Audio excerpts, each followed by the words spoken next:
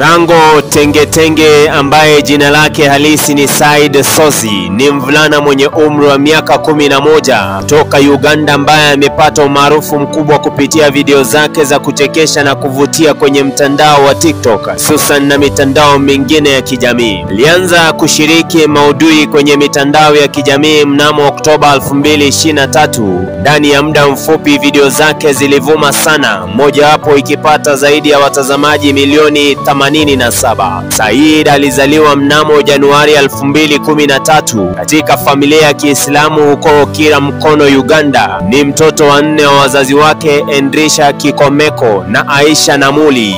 Baba yake ni sheika mwenye shahada kadhaa ambaye awali alitamani mwanawe fuate nyayo zake za kidini. Maarufu wa Tengetenge ulianza kupanda kwa kasi baada ya video zake za kuchekesha na kuimba kwa mitindo ya kipekee pamoja na maneno yake maarufu Tengetenge kuvuma kwenye mitandao ya kijamii. Mtindo wake wa kucheza, kuigiza na kuonyesha hisia kwa sura umevutia mashabiki wengi duniani. Kwa sasa na zaidi ya wafuasi milioni 8 kwenye mtandao wa TikTok. Maneno Tengetenge yanatokana na msemo wa Kiganda unaotumiwa kuwaita watoto wachanga wanapojifunza kutembea. Said anayefahamika kama Tengetenge alichukua msemo huu na kuufanya kuwa nembo yake ya kipekee katika maudhui yake. Mbali na TikTok, Tengetenge amepata nafasi ya kushiriki na makampuni mbalimbali. Mnamo Juni 2024 alisafiri hadi Dubai ambapo alisaini mkataba wa kuwa balozi wa bidhaa za kampuni ya Zamaletic Properties na Zamzam Electronics. Katika safari hiyo alitengeneza video za matangazo. Mnamo Septemba 2024 Tengetenge alitembelea Kenya na kuonyesha nia ya kukutana na mchekeshaji maarufu wa mitandaoni Brandrey Malongo aliyejulikana kama Gen Z Goliath. Katika ziara hiyo alifurahia mandhari ya Mombasa na kushiriki video akionyesha uzuri wa jiji hilo. Said Tengetenge anaishi na familia yake huko